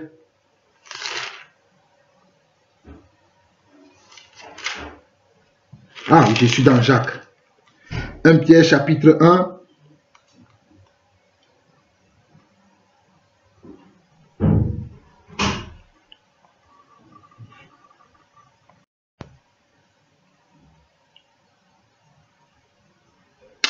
Mes frères, excusez-moi. Ce n'est pas 1 Pierre chapitre 1. Vous voyez, j'ai noté dans la précipitation, c'est plutôt 1 Thessaloniciens chapitre 1. Excusez-moi, 1 Thessaloniciens chapitre 1, il dit, du verset 5 au verset 12, 1 Thessaloniciens chapitre 1 du verset 5 au verset 12, il dit ceci. C'est une preuve du jugement de Dieu pour que vous soyez jugés dignes du royaume de Dieu pour lequel vous souffrez. Donc nous devons souffrir dans la chair. Nous ne devons pas laisser la chair nous amener dans tout ce que la chair veut. Nous devons aimer la souffrance de la chair. Mes frères, le passage c'est 1 Thessaloniciens chapitre, c'est plutôt 2 Thessaloniciens chapitre 1, le verset 5 au verset 12, qui dit ceci. C'est une preuve du juste jugement de Dieu. Le Dieu va être juste. Si Dieu va condamner les païens qui pratiquent ces choses, si nous sommes enfants de Dieu, nous pratiquons la même chose, nous irons au même endroit que les païens. Dieu est un juste juge. Je répète, vous allez le voir vous-même. C'est une preuve du jugement de Dieu pour que vous soyez jugés dignes du royaume de Dieu pour lequel vous souffrez. Car il est de la justice de Dieu de rendre l'affliction à ceux qui vous affligent et de vous donner à vous qui êtes affligés du repos avec nous lorsque le Seigneur Jésus-Christ apparaîtra du ciel avec les anges de sa puissance au milieu d'une flamme de feu. Regardez bien le verset 8, au milieu d'une flamme de feu, pour punir ceux qui ne connaissent pas Dieu. Regardez bien, il va apparaître pour punir ceux qui ne connaissent pas Dieu et ceux qui n'obéissent pas à l'évangile de notre Seigneur Jésus-Christ. Donc la punition sera pour deux types de personnes. Alléluia. Allez lire à Gédéon de la Tétouva. Lui qui a l'art de parler, j'avoue, moi-même quand j'ai écouté son truc, j'ai dit waouh, hey, si tu ne connais pas Dieu là, si tu écoutes ce monsieur, tu vas dérouter. Tu vas sortir de la route, tu vas commencer à marcher comme lui. Mais le jugement aura lieu pour deux types de personnes.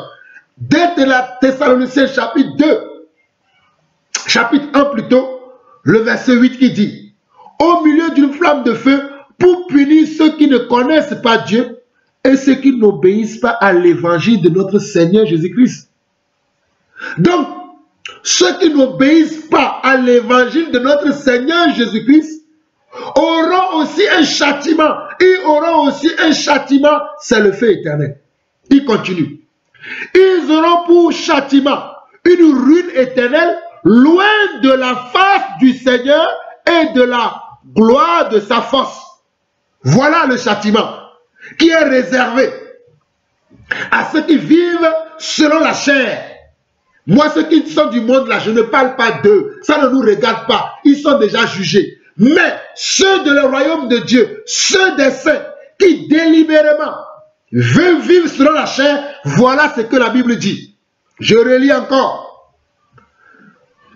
Le verset 8 de 2 Thessaloniciens 1.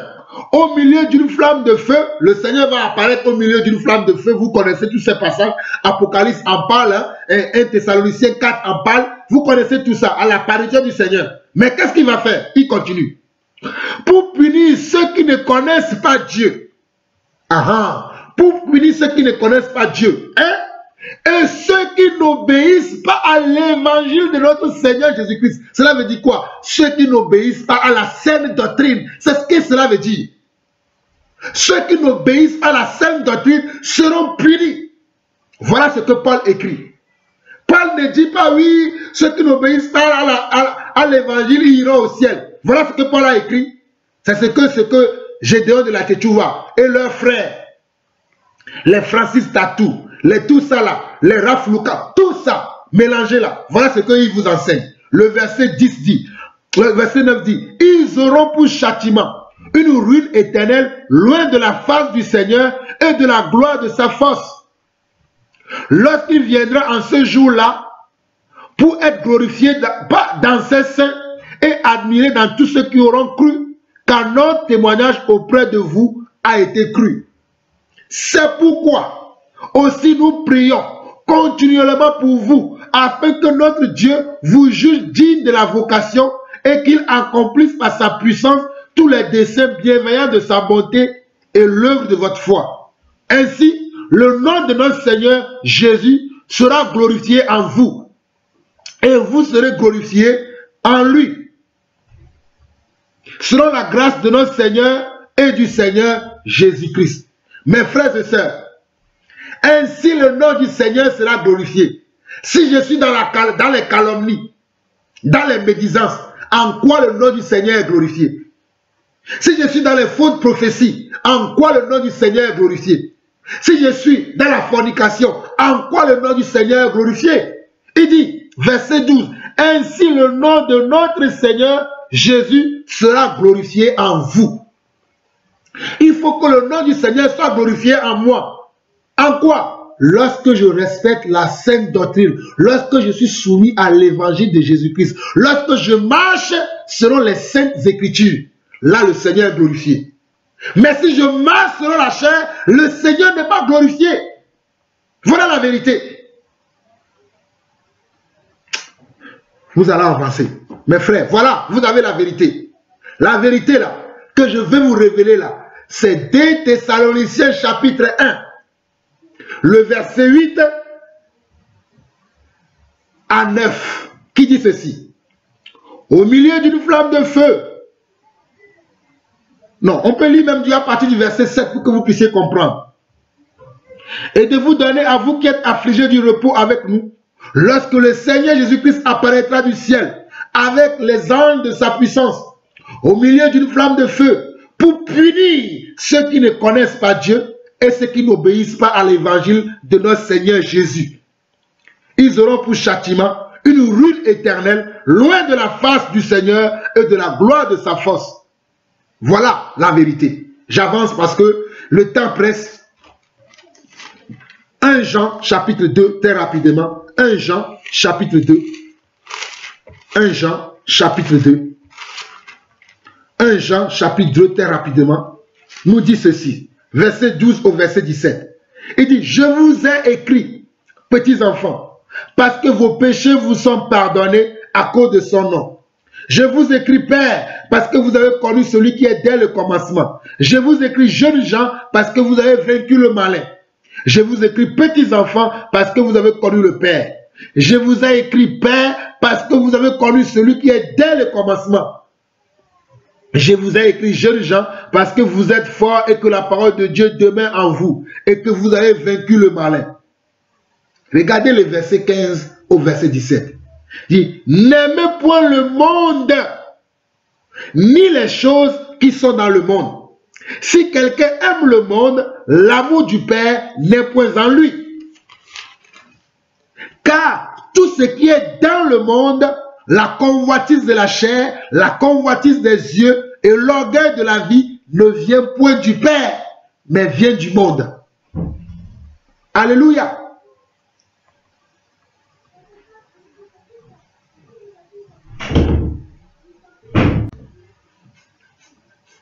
Alléluia. Il dit, l'orgueil de la vie vient du monde. La convoitise de la chair ne vient point du Père, mais vient du monde. Toutes ces choses-là que la chair aime quand même ne viennent pas de Dieu, ils viennent du monde. Donc nous, en tant qu'enfants de Dieu, nous ne devons pas les pratiquer et nous ne pouvons pas les pratiquer car ce n'est pas notre nature. Et verset 17, il dit, et le monde passe et sa convoitise aussi, mais celui qui fait la volonté de Dieu demeure éternellement. Alors mes frères et sœurs, pour demeurer éternellement, et dans ce monde, et dans le monde à venir, il faut que nous pratiquions la volonté de Dieu. Il faut que nous ayons la crainte de Dieu. Si nous n'avons pas la crainte de Dieu, si nous ne pratiquons pas la volonté de Dieu, et que nous croyons que nous allons demeurer éternellement, nous nous trompons nous-mêmes. Car il est écrit, et le monde passe, et sa convoitise aussi. Mais celui qui fait la volonté de Dieu demeure éternellement. 1 Jean chapitre 2, le verset 12 à 17, voilà ce que Jean dit. Et moi, je préfère croire en Jean que de croire à Raph Lukao, que de croire à Joël Francis Tatou, que de croire à Gédéon de la Tétouva. Non. Il dit, n'aimez point le monde, ni les choses qui sont dans le monde. Si quelqu'un aime le monde, l'amour du Père n'est point en lui. Il vous dit allez avec les prostituées. Ça, c'est l'amour du monde. C'est le monde qui fait ça. Car tout ce qui est dans le monde, la convoitise de la chair, la convoitise des yeux et l'orgueil de la vie ne vient point du Père, mais vient du monde. Et le monde passe et sa convoitise passe.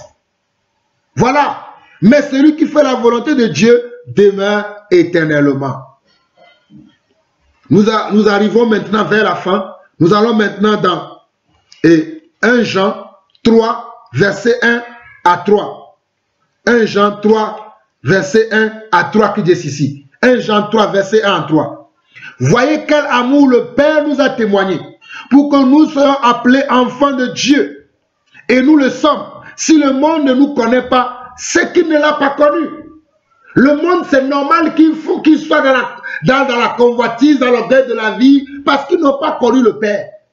Mais nous l'avons connu. Et nous sommes devenus ses enfants. Et il continue. Verset 2. Bien-aimés, nous sommes maintenant enfants de Dieu.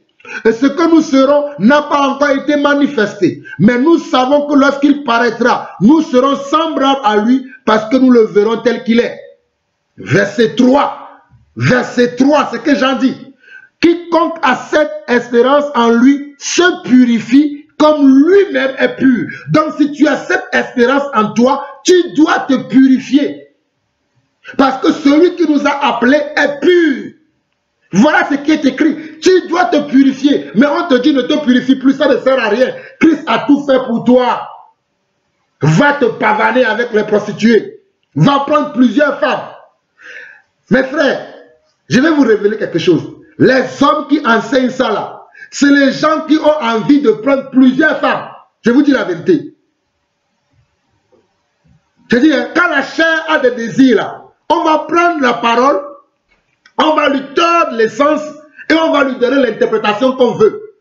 La Bible dit que si un homme veut être un serviteur de Dieu, ce n'est pas moi qui ai inventé. Tite chapitre 1, 1 Timothée chapitre 3. Si quelqu'un veut être serviteur de Dieu, il doit avoir comme épouse une seule femme. Une seule. Et non deux, et non trois, et non quatre. Je vois Gédéon dire que non. Oui, bon, il y a tellement beaucoup de femmes plus que des hommes.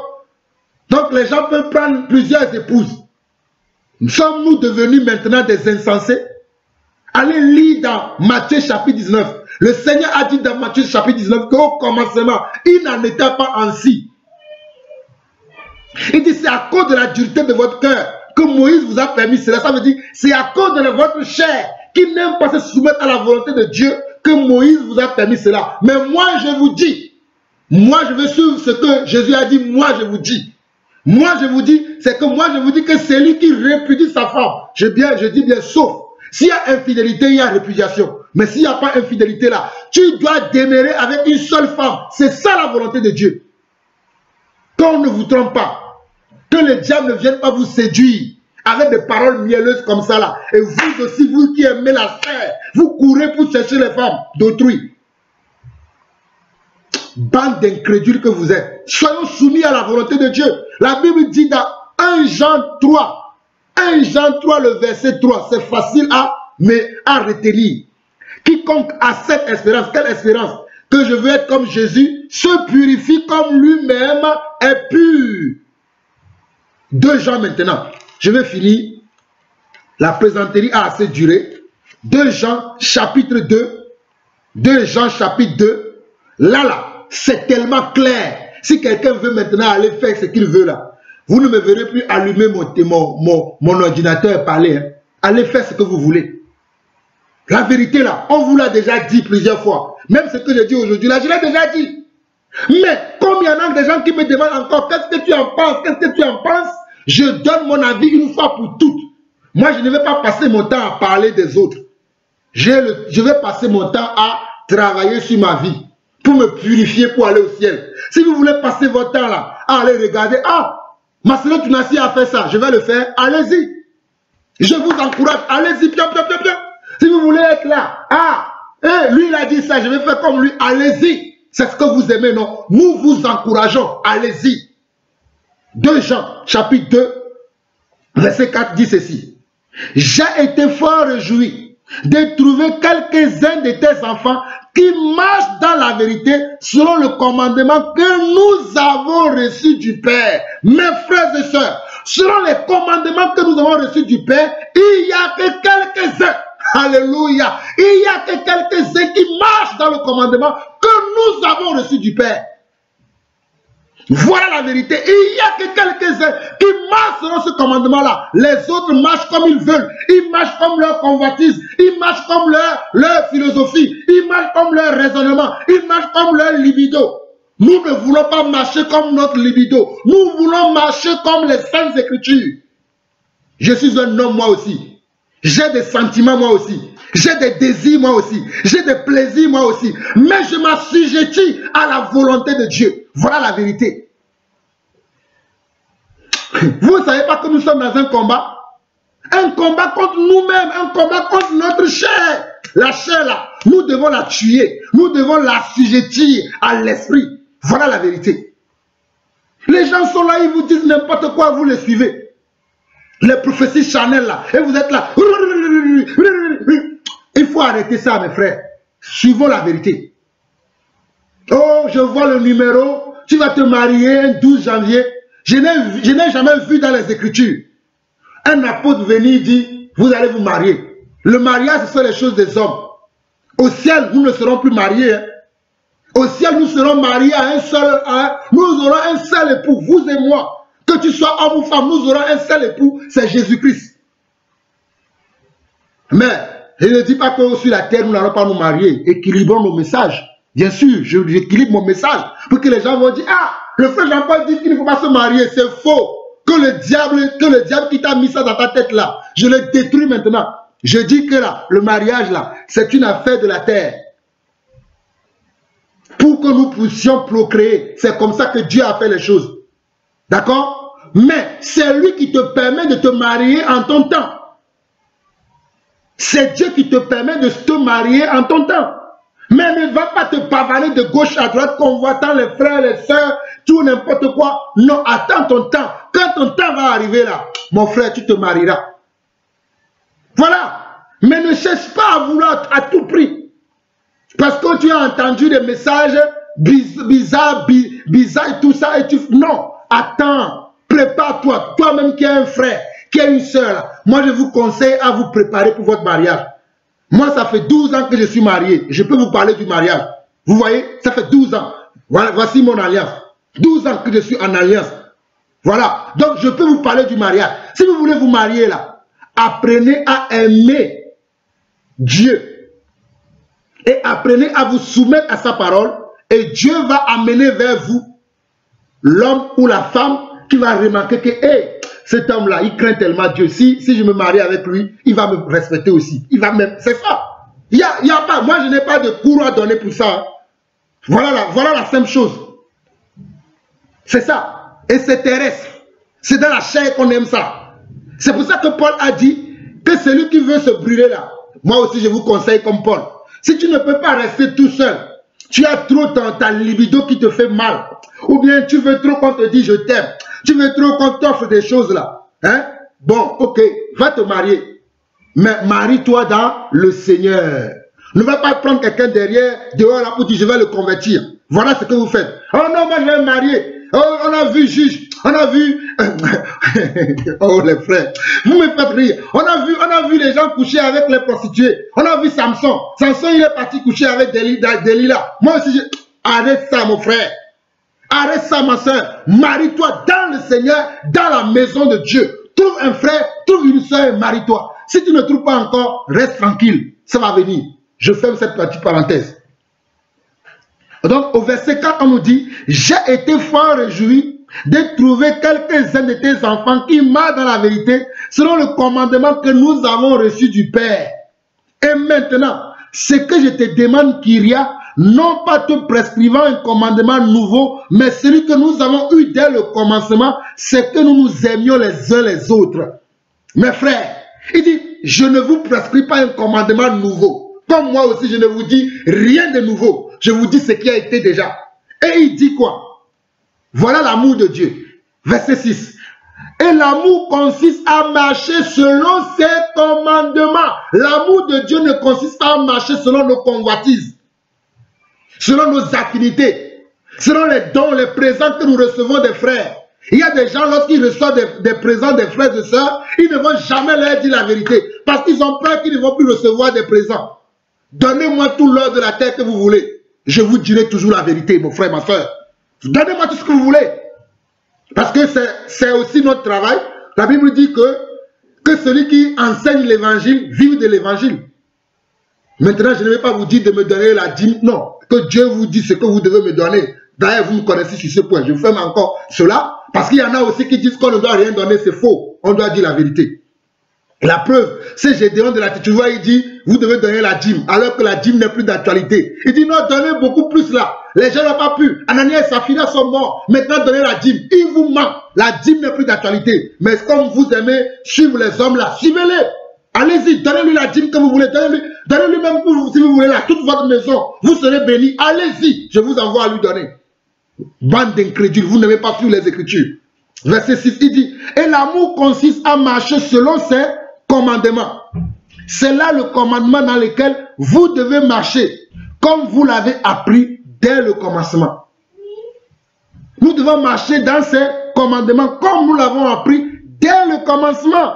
Et pour finir, il va dire au verset 9, donc, l'amour de Dieu, quand nous voulons prouver à Dieu que nous l'aimons, nous devons marcher comme quoi? Selon ses commandements, selon ses pratiques, selon sa vision, selon son cœur, selon ses paroles. Voilà, si nous voulons démontrer à Dieu que nous l'aimons. Ok. La suite. Au verset 9 à 10, on nous dit, verset 8 à 10, verset 8 à 11 même. Il dit, prenez garde à vous-même. Prenez garde à vous-même afin que vous ne perdiez pas le fruit de votre travail. Ah ah, quel travail est-il ici? Mais le travail que nous faisons sur la chair, le travail que nous faisons dans le ministère, Dieu nous préserve, Dieu nous prévient. Il dit, prenez garde pour que vous ne perdez pas ce travail-là. Tu aurais vécu pendant 10 ans sans commettre la fornication. Mais parce que tu aurais écouté un Gédéon de la tête, tu vois, le 1er janvier, et que le 2 janvier, tu as commis la fornication, tout le travail de 10 ans que tu as fait là, c'est fini. Tu l'as perdu. Voilà la vérité, mon frère. Tu étais là dans le silence tout le temps. Tu n'aimes pas les commérages de gauche à droite. Parce que ton téléphone a sonné. Tu as pris. Tu parles aussi avec la sœur Intel, le frère Intel. Il t'a chauffé la tête. Voilà, maintenant tu as aussi de ton tour, tu prends le téléphone, tu appelles un autre frère. Et mon frère, tu sais ce que le frère Intel a fait? Tu sais ce que la sœur Intel a fait? Et ça continue de commérage en commérage. Voilà comment tu perds ton travail. Restons calmes, demeurons dans la vérité. Il dit verset 8, prenez garde à vous-même afin que vous ne perdiez pas le fruit de votre travail, mais que vous receviez une pleine récompense. Que nous recevions une pleine récompense. Verset 9. Quiconque va plus loin et ne demeure pas dans la doctrine de Christ n'a point Dieu. Celui qui demeure dans cette doctrine a le Père et le Fils. Voilà la vérité. Quiconque va plus loin et ne demeure pas dans cette doctrine, dans la doctrine de la vérité, dans la doctrine du dépouillement du vieil homme, du dépouillement de la chair, cet homme-là ne vient pas de Dieu. Voilà la vérité. Quiconque va plus loin et ne demeure pas dans la doctrine de Christ n'a point Dieu. Il a la Dieu dans la bouche, mais Dieu ne le connaît pas. Celui qui demeure dans cette doctrine a le Père et le Fils. Verset 10. Si quelqu'un vient à vous et n'apporte pas cette doctrine, ne le recevez pas dans votre maison et ne lui dites pas salut. Voilà pourquoi moi, Jean-Paul Lawson, je ne dirai jamais salut à ce prédicateur de malheur. Ceux qui causent la diarrhée dans vos vies, la diarrhée spirituelle dans vos vies, je ne leur parlerai jamais, je ne leur dirai jamais salut. Ils ne sont pas mes frères, ils ne sont pas des nôtres, ce sont des loups ravisseurs. Car celui qui lui dit salut, verset 11, participe à ses mauvaises œuvres. Je vais finir très rapidement maintenant, avec 2 Pierre, chapitre 3.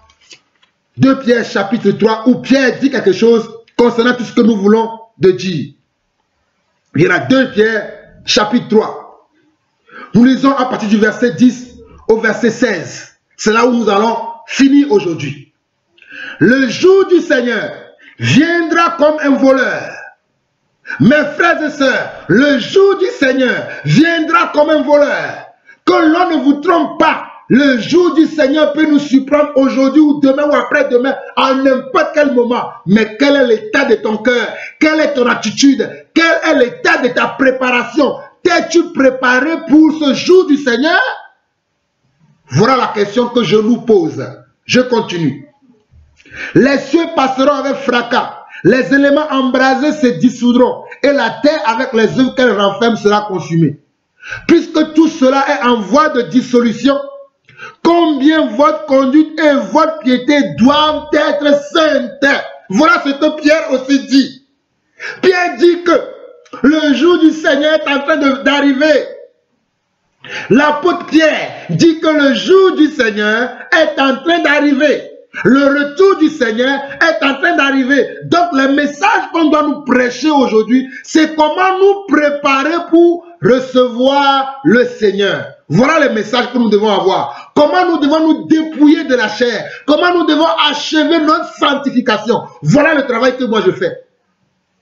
Voilà la vérité. Il dit, puisque tout cela, verset 11, puisque tout cela est en voie de dissolution, combien votre conduite et votre piété doivent être saintes. Regardez bien, nous sommes dans 2 Pierre chapitre 3, verset 12 maintenant, il dit, attendez et hâtez l'avènement du jour de Dieu, jour à cause duquel les cieux enflammés se dissoudront et les éléments embrasés se fondront. Mais nous attendons, selon sa promesse, de nouveaux cieux et une nouvelle terre où la justice habitera. C'est pourquoi, verset 11, verset 14 plutôt, c'est pourquoi, bien-aimés, en entendant ces choses, appliquez-vous à être trouvés par lui, sans tache et irréprochable dans la paix. Moi, je veux suivre Pierre. Je refuse de suivre les ruminements des hommes, les aboiements des chiens. Ce sont des chiens, ces hommes-là. Je refuse de suivre les aboiements des chiens. Il y a tellement de messages à prêcher. Il y aura un jour, nous allons vous prêcher sur les aboiements des chiens. Les chiens qui aboient là, nous n'allons pas les suivre. Il dit quoi? Verset 14 de 2 Pierre chapitre 3. C'est pourquoi, bien-aimés, en attendant ces choses, appliquez-vous à être trouvés. Appliquez-vous à être trouvés, ça veut dire que j'ai quelque chose à faire. Je ne dis pas que Jésus est mort pour moi, tout a été fait, c'est bon. Non, j'ai quelque chose à faire. Il dit, c'est pourquoi, bien-aimés, en attendant ces choses, appliquez-vous à être trouvés par lui, sans tache et irréprochable dans la paix. Je ne sais pas si vous comprenez la définition du mot sans tache et irréprochable. Cherchez à comprendre ce que ça veut dire sans tache et irréprochable. Bande de gens qui ne veulent pas pratiquer la vérité là. Verset 15. Croyez que la patience de notre Seigneur est votre salut. C'est parce que Dieu est patient. Dieu veut que Gédéon de la Tétou va se répandre de ces faux enseignements. Dieu veut que Raph Lukao se répand de ces fausses prophéties. Dieu veut que Joël Francis Tatou se répand de ces fausses prophéties. Dieu veut que Marcelin Tounassi se répand. Dieu veut que Gabriel Kokou-Douflé se répand. Dieu veut que vous et moi, nous nous répandons. Voilà la vérité. Il dit, croyez que la patience de notre Seigneur est votre salut. Comme notre bien-aimé frère Paul vous l'a aussi écrit, selon la sagesse qui lui a été donnée. Donc, Pierre confirme que c'est la même chose que Paul vous dit. Donc, Pierre et Paul ne se contredisent pas. Il dit la même chose selon les dons et la grâce que Dieu les a communiqués. Comme moi et mon frère Barouani que je salue du Canada. Le frère Barouani a une autre façon d'enseigner parce qu'il est docteur de la parole. Moi, je suis un apôtre. Nous ne pouvons pas parler de la même manière, mais nous disons la même chose, chacun selon le don que Dieu nous a donné. Alléluia. Non pour votre destruction, mais pour votre édification. Voilà ce que nous faisons, notre travail. Et il continue, verset 16. C'est ce qu'il dit dans tous les lettres où il parle de ces choses dans lesquelles il y a des points difficiles à comprendre. Ce sont ces points difficiles-là que je viens de vous éclairer aujourd'hui. Paul n'a jamais dit qu'un chrétien doit aller commettre la fornication. Paul n'a jamais dit qu'un chrétien doit aller commettre l'impudicité, le vol, le mensonge, la médisance, la jalousie, l'envie. Paul n'a jamais dit ça. C'est faux. Paul n'a jamais dit ça. Détruisez ces pensées dans vos cœurs. Ça, c'est l'ennemi qui a planté ça à vous. Ce sont les chiens qui ont planté ça en vous. Ce n'est pas nos apôtres. Il continue. Verset 16. C'est ce qu'il fait dans tous les lettres où il parle de ces choses dans lesquelles il y a des points difficiles à comprendre, dont les personnes ignorantes. Ce sont des personnes comment? Ignorantes et mal affermies. Nous sommes affermis par Dieu. Alléluia. Et mal affermis tordent le sens comme celui des autres écritures pour leur propre ruine. Les gens tordent le sens des écritures pour leur propre ruine. Bien-aimés, n'aimez pas que les gens tordent les écritures et qui vous le servent et que vous le prenez. Non. Mes frères et sœurs, j'aurais tellement beaucoup à dire, mais je vais m'arrêter sur cela. Parce que moi, je vais aller travailler à mon salut. S'il vous plaît, laissez-moi travailler à mon salut. Faites tous les commentaires que vous voulez. Injuriez-moi. Même si vous voulez, là, venez brûler ma maison. Brûlez-moi si vous voulez. Mais la vérité restera toujours la vérité. Je vous le dis, la vérité, la vraie vérité. Si vous avez un cœur honnête, un cœur sincère, vous connaîtrez la vérité et la vérité vous affranchira. Shalom, shalom et shalom.